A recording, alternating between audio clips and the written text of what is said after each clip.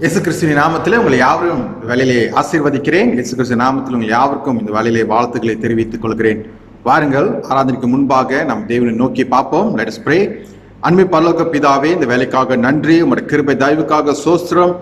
இந்த புதிய நாள் எங்களுக்கு கொடுத்திருக்கிறேன், புதிய வாரம் எங்களுக்கு கொடுத்திருக்கிறேன். இந்த நாளிலே உண்மை ஆராதிக்கும்படியாக, உண்மை துதிக்கும்படியாக இந்த வேலையிலே நாங்கள் கூடி வந்திருக்கிறோம். இந்த நாளிலே உங்களுடைய ஆசீர்வாத கரம் எங்களோட கடந்து வரும்படியாக நாங்கள் ஜெபம் பண்ணுகிறோம். கர்த்தரோட நாமம் துதிக்கப்பட, கர்த்தரோட நாமம் மகிமைப்பட இந்த வேலையில நாங்கள் ஒப்பு கொடுக்கிறோம். இயேசு மூலம் ஜெபிக்கிறோம் ஜீவன நல்ல பிதாவே, ஆமென். பாருங்க பிரியமார்களே, ஒரு சில துதி பாடல்களை பாடி ஆண்டவரின் நாமத்தை போற்றுவோம், ஆண்டவர் நாமத்தை நம்ம வணங்குவோம்.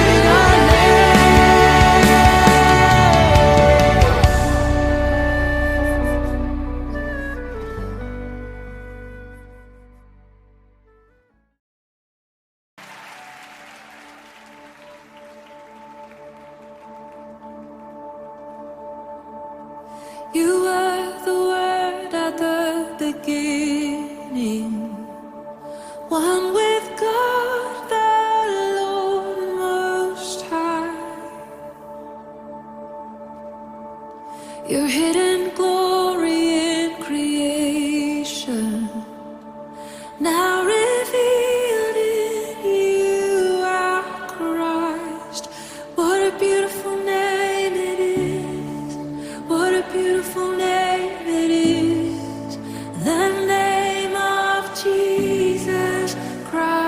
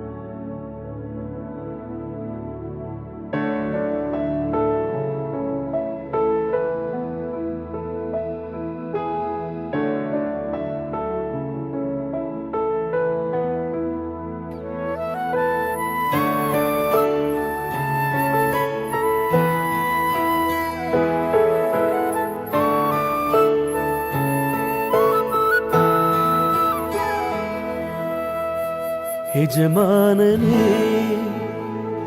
எஜமானனே உம் சேவைக்காய் என்னை அழைத்தீ எஜமானனே எஜமானனே உம் சேவைக்காய் என்னை அழைத்தீ அழியும் என் கைகளை கொண்டு அழியாவும் ராஜ்யம் கட்ட பைத்தியமான என்னை தெரிந்தெடுத்தீ அழியும் என் உதடுகள் கொண்டு அழியாவும் வார்த்தையை சொல்ல எத்தனாய் வாழ்ந்த என்னை தெரிந்தெடுத்தீ ஆராதிப்பேன் அதை எண்ணியே வாழ்நாள் எல்லாம் உமை மட்டுமே ஆராதிப்பேன் அதை எண்ணியே வாழ்நாள் எல்லாம் உமை மட்டுமே ஆராதிப்பேன் ஆராதிப்பேன் ஆராதிப்பேன் ஆராதிப்பேன் ஆராதிப்பேன்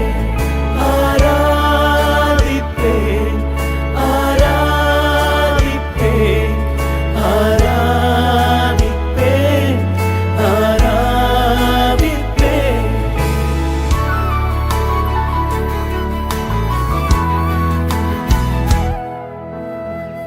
என்னில் என்ன நன்மை கண்டு என்னை அழைத்து உயர்த்தி வைத்தீ என்னில் என்ன நன்மை கண்டு என்னை அழைத்து உயர்த்தி வைத்தீ அழியும் என் கைகளை கொண்டு அழியாவும் ராஜ்யம் கட்ட பைத்தியமான என்னை தெரிந்தெடுத்தீ அழியும் என் உதடுகள் கொண்டு அழியாவும் வார்த்தையை சொல்ல எத்தனாய் வாழ்ந்த என்னை பிரித்தெடுத்தீ ஆராதிப்பேன் அதை எண்ணியே வாழ்நாள் எல்லாம் உமை மட்டுமே ஆராதிப்பேன் அதை எண்ணியே வாழ்நாள் எல்லாம் உமை மட்டுமே ஆராதிப்பேன் ஆராதிப்பேன் ஆராதிப்பேன் ஆராதிப்பேன் ஆராதிப்பேன் ஆராதிப்பேன் ஆராதிப்பேன் ஆராதிப்பேன்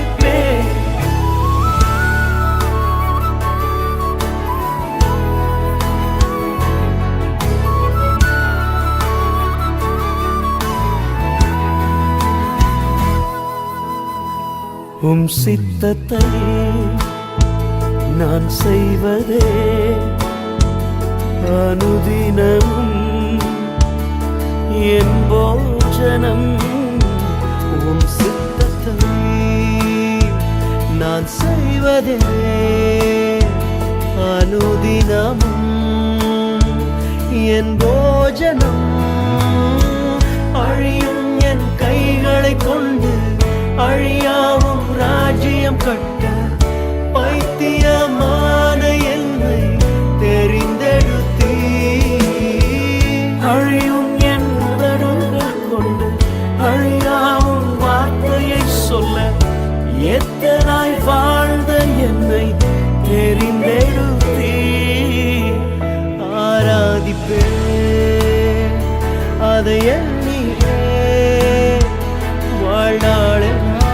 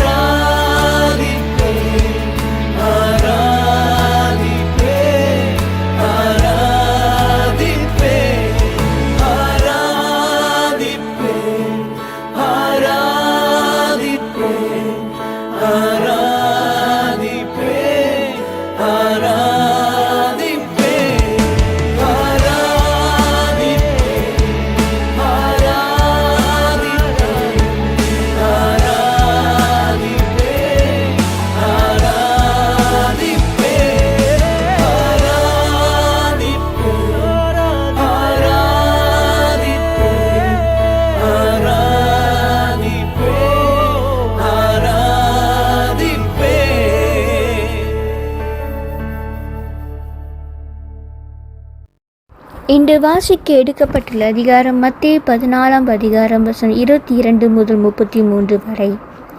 இயேசு ஜனங்களை அனுப்பிவிடுகையில் தம்முடைய சீஷர்கள் படவில் ஏறி தமக்கு முன்னே அக்கரைக்கு போகும்படி அவர்களை துரிதப்படுத்தினார். அவர் ஜனங்களை அனுப்பிவிட்ட பின்பு தனித்து ஜெபம் பண்ண ஒரு மலையின் மேல் ஏறி சாயங்காலமான போது அங்கே தனிமையாயிருந்தார். அதற்குள்ளாக படவு நடுக்கடலை சேர்த்து எதிர்காற்றாயிருந்தபடியினால் அலைகளினால் அளவுபட்டது. இரவின் 4ஆம் ஜாமத்தில் இயேசு கடலின் மேல் நடந்து அவர்களிடத்தில் வந்தார்.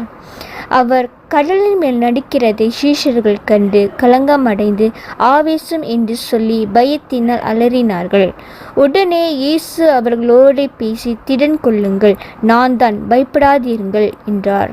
பேதுரு அவரை நோக்கி, ஆண்டவரே, நீரேயானால் நான் ஜனத்தின் மேல் நடந்து உம்மிடத்தில் வர கட்டளையிடும் என்றான். அதற்கு அவர், வா என்றார். அப்பொழுது பேதுரு படவை விட்டிறங்கி இயேசுவினிடத்தில் போக ஜனத்தின் மேல் நடந்தான். காற்று பலமாயிருக்கிறதைக் கண்டு பயந்து அமிழ்ந்தது போகையில், ஆண்டவரே, என்னை இரட்சியும் என்று கூப்பிட்டான். உடனே இயேசு கைகளை நீட்டி அவனை பிடித்து, அற்ப விசுவாசியே, ஏன் சந்தேகப்பட்டாய் என்றார். அவர்கள் படவில் ஏறினவுடனே காற்று அமர்ந்தது. அப்பொழுது படவில் உள்ளவர்கள் வந்து, மெய்யாகவே நீர் தேவனுடைய குமாரன் என்று சொல்லி அவரை பணிந்து கொண்டார்கள். ஆமேன். Today's scripture reading is taken from the book of Matthew, chapter 14, verses 22 to 33.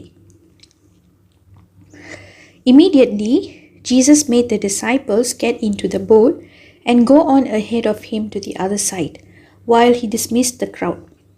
After he had dismissed them, he went up on a mountainside by himself to pray.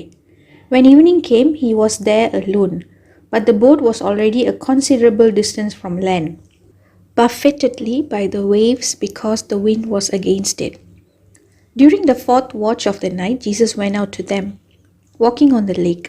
When the disciples saw him walking on the lake, they were terrified. "It's a ghost," they said, and cried out in fear.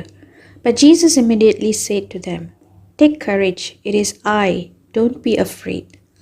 "Lord, if it's you," Peter replied, "tell me to come to you on the water." "Come," he said. Then Peter got down out of the boat, walked on the water and came toward Jesus. But when he saw the wind, he was afraid and beginning to sink, cried out, "Lord, save me." Immediately, Jesus reached out his hand and caught him. "You of little faith," he said, "why did you doubt?" And when they climbed into the boat, the wind died down. Then those who were in the boat worshipped him, saying, "Truly you are the Son of God." May the good Lord bless his verses. Amen. இயேசு கிறிஸ்து நாமத்திலே உங்களுக்கு யாவுக்கு என்னோட வாழ்த்துக்கள். வாருங்க ஜெபம் செய்யலாம். அன்பின் பரலோக பிதாவே, இந்த வேலைக்காக நன்றி, உங்களுடைய கிருபை தயவுக்காக ஸ்தோத்திரம். இந்த வேலையிலையும் ஆண்டவரே எங்களோட கலந்து கொள்ளும்படியாக நாங்கள் ஜெபம் பண்ணுகிறோம். இயேசு மூலம் ஜெபிக்கிறோம், ஜெபம் நல்ல பிதாவே, ஆமென். பிரியமானவர்களே, இன்னைக்கு எடுக்கப்பட்ட பகுதி நம்மளுக்கு தெரிந்த பகுதி, அறிந்த பகுதி. நிறைய தடவை இதுலேருந்து நீங்கள் செய்திகளை கேட்டிருக்கலாம். இந்த என்ன பார்க்குறோம், இந்த சீடர்கள் படகை எடுத்து கடலுக்குள் கடந்து செல்கிறார்கள். ஒரு புயலுக்குள் சிக்கிக்கொள்கிறார்கள். பயங்கரமான ஒரு புயல் வருகிறது. அதிலே அவர்கள் மாட்டிக்கொண்டிருக்கிறார்கள். அதிலிருந்து விலகும்படியாக, அவங்களை காப்பாற்றிக்கும்படியாக அவங்க முயற்சி செய்கிறாங்க. ஆனால் அந்த முயற்சிலாம் பலன் இல்லாமல் இருக்கிறது. அவங்களால தப்பித்து கொள்ள முடியல. தி கான்ட் ஈவன் மேக் ஹெட்வேஸ். அந்த சூழ்நிலையிலேருந்து ஒரு பாதை திறந்து வெளியாகிறதுக்கு அவங்களால முடியல. கஷ்டப்பட்டு கொண்டு இருக்கிறார்கள். ஆனால் இந்த கஷ்டத்தில் கடந்து வருகிறதுக்கு காரணம் இயேசுதான். இயேசுதான் அவங்ககிட்ட கட்டளை கொடுத்தாரு, நீங்க படகு எடுத்து கடந்து போங்க, உங்களுக்கு பிறகு நான் வருவேன் என்று சொன்னாரு. அப்ப ஆண்டவரோட வார்த்தையை அவங்க கீழ்ப்படைந்து தேவன் சித்தத்தை செய்கிறதுக்காக அவங்க கடந்து செல்றாங்க. ஆனா கடந்து செல்லும் போதே இப்படிப்பட்ட ஒரு சூழ்நிலை அவங்களுக்கு அமைகிறது. இந்த புயல் அவங்க வாழ்க்கையில வரும்படியாக இருக்கிறது. புயல மாட்டிக்கொண்டிருக்கிறாங்க, பயந்து கொண்டு இருக்கிறாங்க. இதுல என்ன செய்யறதுன்னு தெரியாம ஸ்ட்ரகிள் பண்ணி கொண்டு இருக்கிறார்கள். They are unable to get out, isn't it? They are stuck in the storm. Have you wondered, every time we try to participate in God's will, every time we try to do God's ministry, we also face some difficulties. சில வேளை நீங்கள் பார்க்கலாம், தேவனோட சித்தத்தை செய்யும் போது தேவ நோக்கத்தை நிறைவேற்றும் போது நாம் வாழ்க்கையில இப்படிப்பட்ட ஒரு புயலுக்கு வரும், சவால்கள் வரலாம், பிரச்சனைகள் வரலாம், துன்பம் கூட வரலாங்க. புயல் அனுப்பப்படுகிறது. தேவனுடைய வழிகளே நம்ம வாழ முயற்சி பண்ணுகிறோம். கிறிஸ்து நம்மளுக்கு ஒரு வழி சொல்லி கொடுத்திருக்கிறாரு. இந்த வழியில தான் நம்ம கடந்து வர வேண்டும். ஆனா அந்த கடந்து வரும்போது, அந்த சித்தத்தின் பாதையில வரும்போது நம்ம வாழ்க்கையிலும் புயல் வருகிறது. And sometimes when the puel comes, when the storm comes, we find it difficult to come out. அந்த சேலஞ்சான சூழ்நிலையிலேருந்து, சவாலான சூழ்நிலையிலேருந்து கடந்து வருகிறதுக்கு, தப்பித்து வர்றதுக்கு நம்ம ஹேட்வே பார்க்குறோம். எங்கேயாச்சும் அதுலேயும் தப்பித்து போது வழி இருக்குதான்னு. வழி இல்லாமல் இருக்கிறது. we think that it will never end soon. அவ்வளோ சீக்கிரத்தில் இந்த பிரச்சனை முடியாது என்ற ஒரு சூழ்நிலையில நம்ம கடந்து போகலாங்க. அப்படிப்பட்ட ஒரு சூழ்நிலை நம்ம வாழ்க்கையிலே வர முடியும். But today I want to bring a good news. Though the storm of life never pleasant, but it certainly will produce some benefit in the later of our life. You look at Hebrew chapter 12 verse 11. நீங்க ஹெபிரேயர் 12:11 நீங்க பார்த்தீங்க என்றால், நம்ம வாழ்க்கையில் வருகிற என்ன மாதிரி பிரச்சனை, ஆண்டு கொடுக்கிற என்ன மாதிரியான பரீட்சையா இருந்தால் கூட பிற காலத்துல அது நன்மையிலே பலனாக, அதிகமான பலனத்தை கொடுக்கிற ஒரு காரியமாக இருக்கிறது. There's always hidden blessing for the children of God. தேவனோட பிள்ளைங்களுக்கு மறைக்கப்பட்ட ஆசீர்வாதங்கள் கண்டிப்பாக இருக்கிறது. ஆனா ஆசீர்வாதம் மறந்து இருக்குது, இப்ப தெரியாது. ஆனா பிற காலத்துல கண்டிப்பாக தெரியுமா. So the Lord has purpose in allowing that type of storm in our life. அப்படிப்பட்ட ஒரு புயல் ஆண்டவர் அனுப்புறதுக்கு கண்டிப்பாக ஒரு நோக்கம் இருக்கிறது என்று சொல்லி இந்த சத்திய வசனத்திலே பார்க்கிறோம். ஆக இந்த வேலையில் நம்ம கேட்க வேண்டிய கேள்வி, எதுக்காக ஆண்டவர் இந்த புயல் காற்றை அனுப்புறார்? எதுக்காக அனுப்புறாரு? நம்ம இந்த பகுதியில் என்ன பார்க்கிறோம் என்றால், இந்த புயல் காற்றை அனுப்பும் போது ஆண்டவர் அந்த புயல் காத்துல வருகிறார். ஆமா தானே? சீடர்கள் மாத்தி கொண்டு இருக்கிறாங்க. இருளாக இருக்கிறது. வசனம் சொல்லுகிறது இருள் 4ஆம் ஜாமத்தில் ஆண்டவர் வருகிறார்னு. இருளாக இருக்கிறது. அந்த ஒரு சூழ்நிலையில, அந்த ஒரு நேரத்துல ஆண்டவர் இந்த புயலோட சேர்ந்து வருகிறார். இந்த புயலோட சேர்ந்து வருகிறார். அப்படின்னா நம்ம வாழ்க்கையில இந்த இருள் சூழ்நிலை நம்மளுக்கு வருகலாம். நம்ம இருளை கடந்து போகிற மாதிரி இருக்கிறது. ஓகே, நம்ம கேள்வி கேட்கலாம், எங்க ஆண்டவரே, எங்க இருக்கிறீர்? இப்படிப்பட்ட கஷ்டம் வாழ்க்கையில் வந்துருச்சு, துன்பம் வந்துருச்சு, ஆனா நீ எங்க இருக்கிறீர்? You may be wondering, where is Jesus? I am walking in this darkness. You may be facing some of the darkest moment in our life. ஒரு இருளான கஷ்டமான சூழ்நிலை நீங்க கடந்து போகிற மாதிரி இருக்கலாம். ஆனால் நம்மளுக்கு புரிந்து கொண்ட ஒரு காரியம் என்ன தெரியுங்களா? ஆண்டவர் நம்மளோட இருக்கிறார். God is ever present. அது நம்ம சிந்தனையிலிருந்து எப்போது வச்சுக்கொள்ளணும். எபிரேயர் 13ஆவது அதிகாரம் 5ஆம் வசனத்தில் நீங்க வாசித்து பார்க்கலாம். ஆண்டவர் சொல்றாரு, நான் விட்டு விலகுவதும் இல்லை, உன்னை கைவிடுவதும் இல்லை. அப்படின்னா அப்படிப்பட்ட சூழ்நிலை கூட ஆண்டவர் நம்மளோட இருக்கிறார். Even in that darkest hours of life, God is present and God is still God. ஆண்டவராக இருக்கிறார். அவர் தான் ஆண்டவர். அவர் நம்மளோட இருக்கிறார். Even in darkest moment, even darkest moment of life, it cannot hide us from the face of God. அந்த இருளான சூழ்நிலை கூட ஆண்டவரோட பார்வையிலிருந்து அதை மறைக்க வைக்க முடியாது. ஆண்டவர் நம்மளை பார்த்து கொண்டு இருக்கிறார். He is there. He is there. Even you cannot see him. ஆண்டவர் நம்மளோட இருக்கிறார். நம்ம பார்க்க முடியாம இருக்கலாம், ஆனா ஆண்டவர் நம்மளோட இருக்கிறார். இதுல என்ன இன்னொரு காரியம் பார்க்கிறோம், இவங்க போராடி கொண்டு இருக்கிறார்களாம். The disciples were fighting for their life. வாழ்க்கைக்கு போராட்டம். இதுல கடந்து போக முடியுமா, இது விலகி வர முடியுமா என்று அவங்க நினைக்கலாம். They are thinking all is gone, the hope is gone, they will be doomed. நம்பிக்கை இழந்த ஒரு சூழ்நிலை, இதுதான் முடிவு என்று நினைத்து கொண்டு இருக்கிறார்கள். ஆனா அந்த சூழ்நிலை தான் ஆண்டவர் அந்த அலைக்கடல் மேலே நடந்து வருகிறார். இப்ப நம்ம கூட நினைக்க முடியுங்க, எனக்கு யார் உதவி செய்ய முடியும்? We will battling in our storm. We may thinking we may lose in this storm. நம்ம நினைக்கலாம், நம்ம இந்த போராட்டத்திலே, இந்த புயலே நம்ம வாழ்க்கை முடிஞ்சிடும், இந்த போராட்டத்திலே நம்ம கைவிடப்படுவோம் அப்படின்னு நம்ம ஒரு சூழ்நிலை வருகலாம். But we must remember, the Lord is in control of your blessing and the same Lord is in charge of your storm. இந்த ஆண்டவர் தான் உங்க வாழ்க்கைக்கு ஆசீர்வாதம் செய்கிறவராக இருக்கிறார். அதே வேளையிலே இந்த ஆண்டவர் தான் உங்க வாழ்க்கையில வர புயலுக்கும் அதிகாரம் உள்ளவராக இருக்கிறார், வல்லவராகவும் இருக்கிறார். We need to remember that God is always show up in the midst of all the storm. இந்த சூழ்நிலையில, இந்த புயல்ல ஆண்டவர் எப்போதும் வருவார். ஆனா ஒரு காரியம் நம்ம புரிந்து கொள்கிறோம், என்னன்னா வேதத்துல பார்க்கிறோம், புயல் வருகிறது ஆண்டவர் நம்ம தடை பண்றது இல்லை. புயல் வருகிறது தடை பண்றது இல்லை. பாருங்க, வெள்ளம் வந்தது, புயல் வந்தது, நோவா காலத்திலே வந்தது.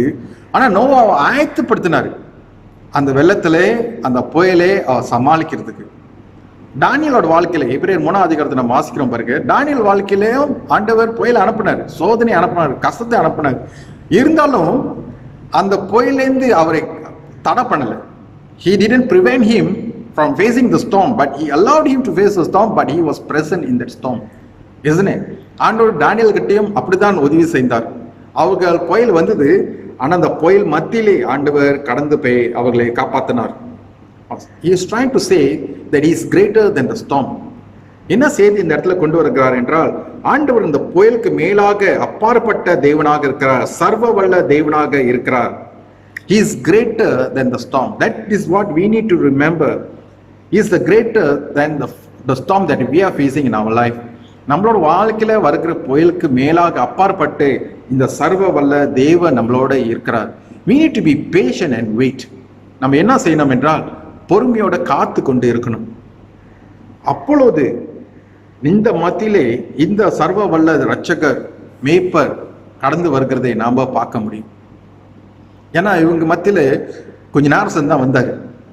காத்து இருந்திருக்காங்கன்னு சொல்ல முடியாது. புயல போராட்டி கொண்டு இருந்தாங்க. நம்ம புயல போராடி கொண்டு இருக்கலாம், ஆனா நம்ம காத்திருக்க வேண்டும்.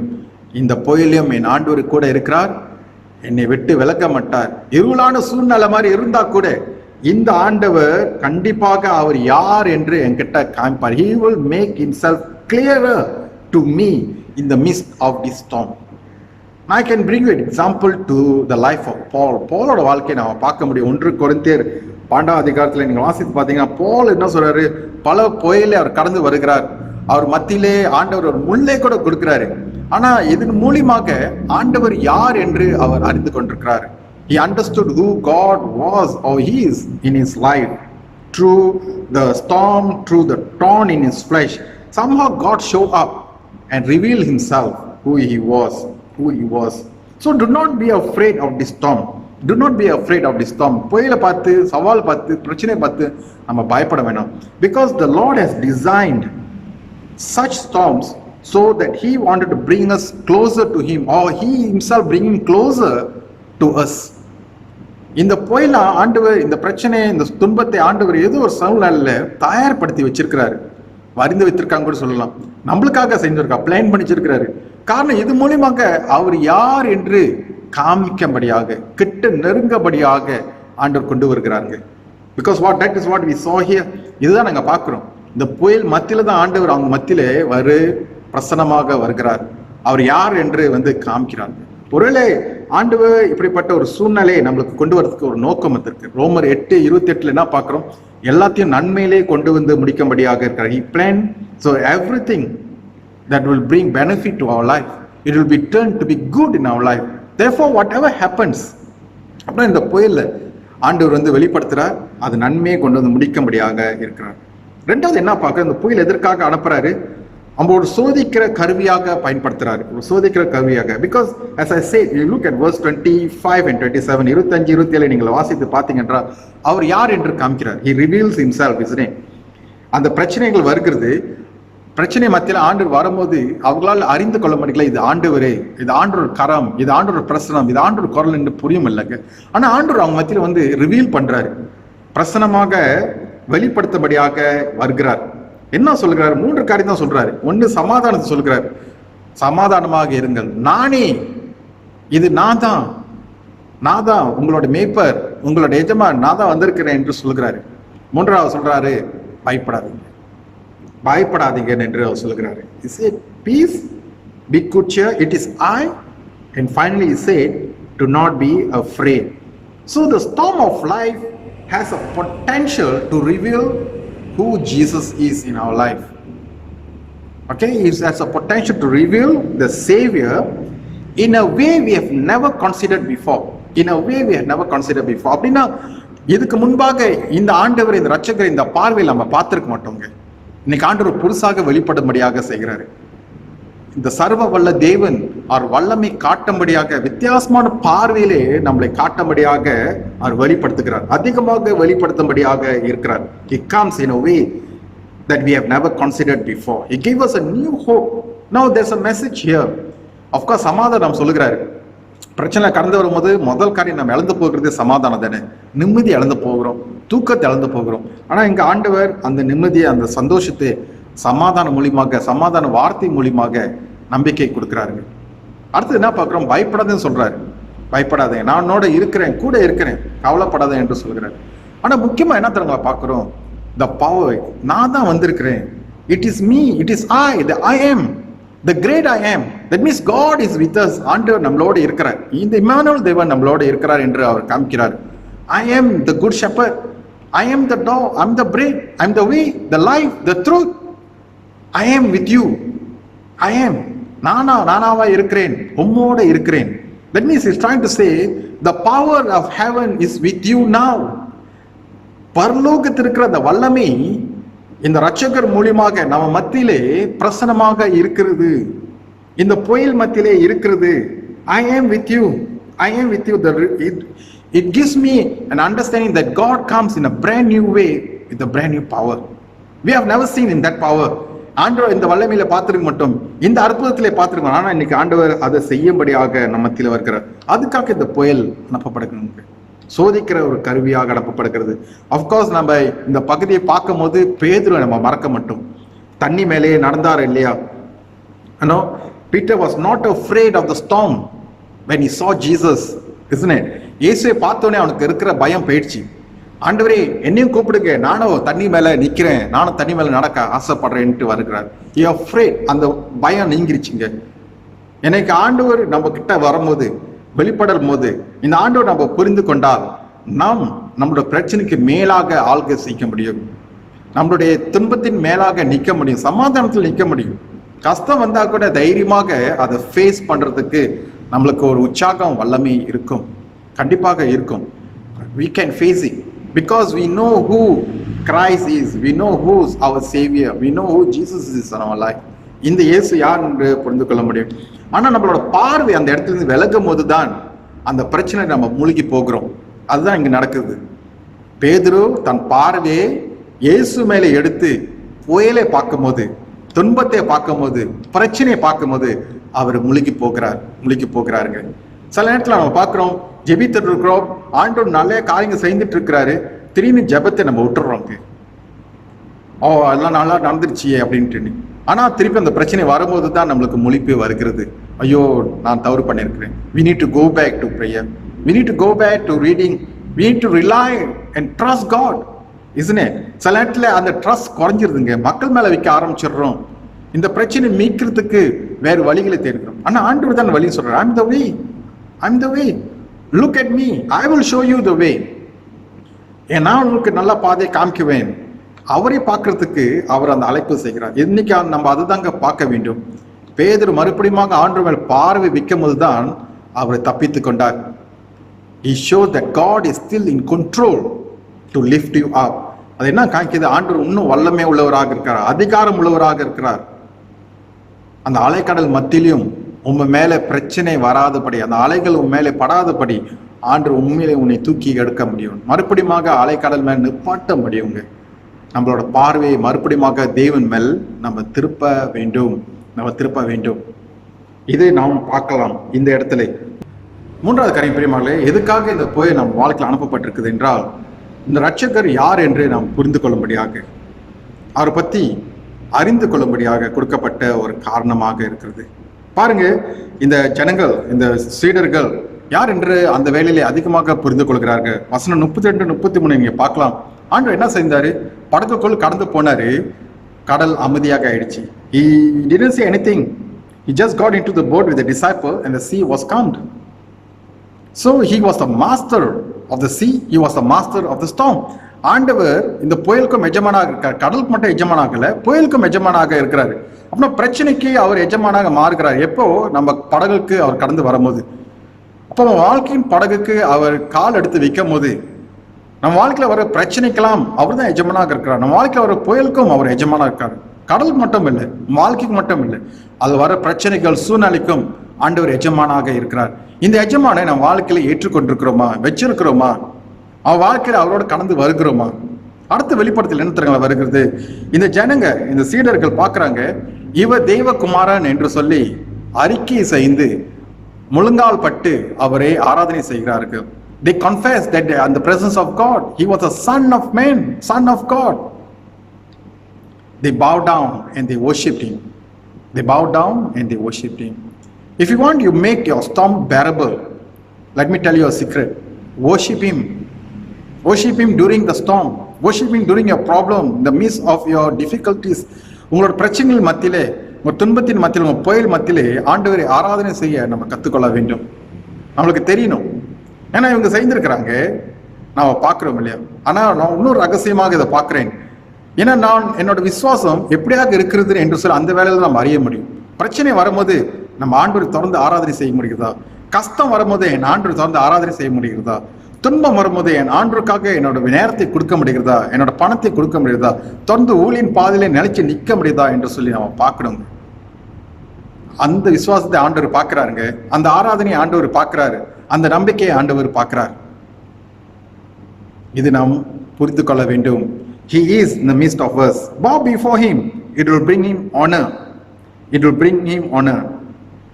Nothing reveals your faith in the Lord more than when you are being in that type of situation. In that type of situation, nothing reveals more. நீங்க எப்படிப்பட்ட விசுவாசம் வைத்திருக்க என்று சொல்லி அந்த சூழ்நிலை தான் அது வெளிப்படுத்தலாக வருகிறது. Sometimes it's hard to see blessing in the storm. சில வேளையில கஷ்டத்தின் மத்தியிலே ஆண்டவர் ஆசீர்வாதம் பார்க்கறதுக்கு கொஞ்சம் கஷ்டம்தான். ஆனா ஆண்டவர் ஆசீர்வாதம் இருக்கிறதுங்க. எப்படி இப்படிப்பட்ட சூழ்நிலை, இந்த மாதிரி கஷ்டமான சூழ்நிலை ஆண்டவர் நன்மையை செய்ய போகிறார், இதுல இருந்து எப்படி ஒரு நல்லது வரப்போகுதுன்னு கூட நம்ம கேள்வி கேட்கலாம். ஆனா அதுல நல்லது வரும், அதுல நன்மை வரும், அதுல ஆசீர்வாதம் வரும். ஏன்னா ஆண்டவர் பிரச்சனைக்கு மேலாக இருக்கிறாருங்க. சூழ்நிலைக்கு மேலாக அப்பாற்பட்டு நிற்கிறார். சர்வ வல்ல தேவன். வசனம் சொல்லுகிறது, அவர் அலைக்கடலுக்கு மேலாக நடந்திருக்கிறார் என்று. அலைக்கடலை அமைதிப்படுத்திருக்கிறார், புயலை அமைதிப்படுத்திருக்கிறார். நம்ம மத்தியில இருக்கிறார் பிரியமானவர்களே.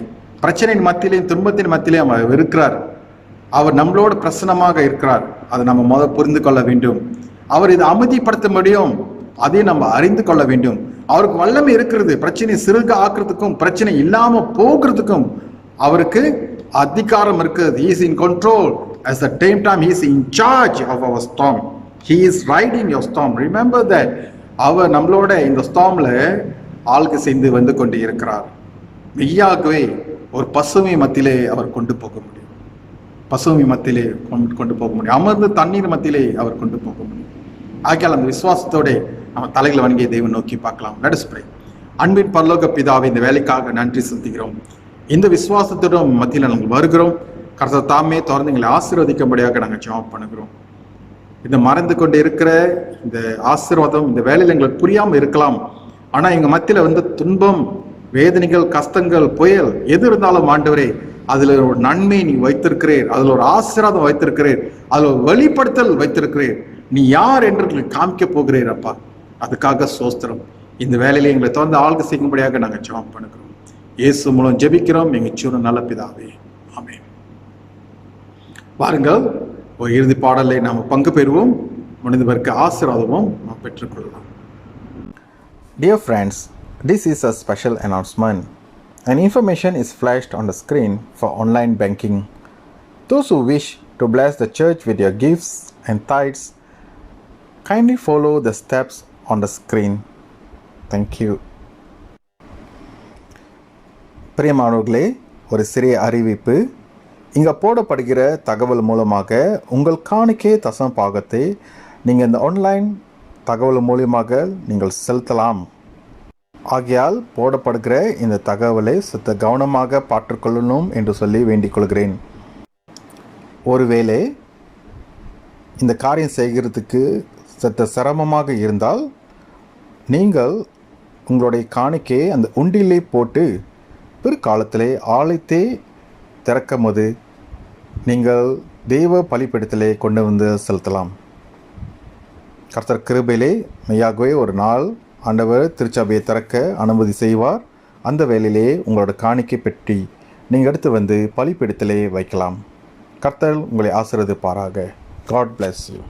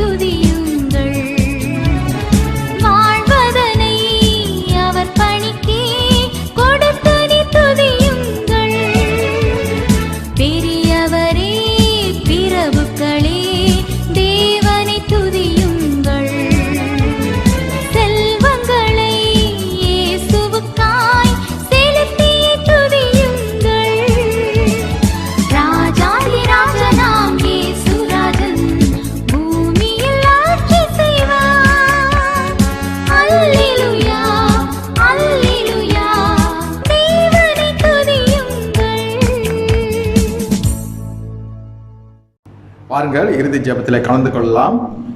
கர்த்தாவே, இந்த நாளுக்காக நன்றி செலுத்துகிறோம். உடைய கிருபைக்காக சோஸ்திரம். தொடர்ந்து எங்களை ஆளுக சேர்ந்து வழிநடத்த நாங்கள் ஒப்பு கொடுக்கிறோம். இந்த நாளில் வைத்திருக்கிற உங்கள் நன்மையான காரியங்கள் யாரும் நாங்கள் பெற்றுக்கொள்ள புதிய வாரத்தை எங்களுக்காக கொடுத்திருக்கிறேன். உங்களோட திட்டங்களும் ஆண்டவரே அந்த புதிய வாரத்திலே நாங்கள் கடந்து வரும்படியாக நாங்கள் ஜெபம் பண்ணுகிறோம். கர்த்தாவே, நீர் புயல் மத்தியிலும் ஆசீர்வாதம் செய்கிற ஆண்டவராக இருக்கிறதுனாலே இந்த புதிய வாரத்திலும் எங்களுக்காக நீ ஆசீர்வாதம் வைத்திருக்கிறேன். அந்த ஆசீர்வாதம் பரிபூர்ணமாக பெற்றுக்கொள்ள எங்களுக்கு கிருபை செய்யும். உங்களோட பிள்ளைகளை உங்க சமத்துல ஒப்புக் கொடுக்கிறேன். உங்களோட பாதுகாப்புக்காரம் அவங்களோட தங்க நான் ஜெபம் பண்ணுகிறேன். இயேசு மூலம் ஜெபிக்கிறோம் ஜீவனுள்ள பிதாவே, ஆமேன். ஆசீர்வாதம் பெற்றுக்கொள்ளும். நாதர் இயேசுவோட கிருபை, பிதாவின் அன்பு, பரிசுத்த ஆவியின் அந்யோன்ய ஐக்கியம் இன்றும் என்றும் சதா காலம் நம்மளோட தங்கி வாசம் செய்வதாக, ஆமேன். என் ஆத்மாவே கர்த்தரை சோஸ்திரி, என் முழுலுமே நாமத்தை சோஸ்திரி. என் ஆத்மாவே கர்த்தரை சோஸ்திரி, கர்த்தர் செய்த சகல உபகாரங்களையும் மறவாதே, ஆமென். கர்த்தர் உங்களை யாவரையும் ஆசீர்வதிப்பாராக. வாரதோறும் சொல்லுகிற காரியம், சுகபத்திரமாக இருங்கள், SOP கை கொள்ளுங்கள். வெளியே போகும்போதும் வீட்டுக்கு வரும்போதும் கொஞ்சம் கவனமாக இருக்கும்படியாக அன்போடு வேண்டிக் கொள்கிறேன். தொடர்ந்து நம்ம தேசத்துக்காக ஜெபம் பண்ணுவோம். பல காரியங்கள் நடந்து கொண்டு இருக்கிறது. இந்த வேலையில கூட நல்ல அரசாங்கம் உண்டாகும்படியாக கர்த்தர்கிட்ட நம்ம ஒப்பு கொடுப்போம். அதே வேளையிலே இந்த கோவிட் காரியங்கள் மிக வேகமாக குறைந்து போகிறதுக்கு கர்த்தர்கிட்ட நம்ம ஜெபம் செய்வோம். God bless you.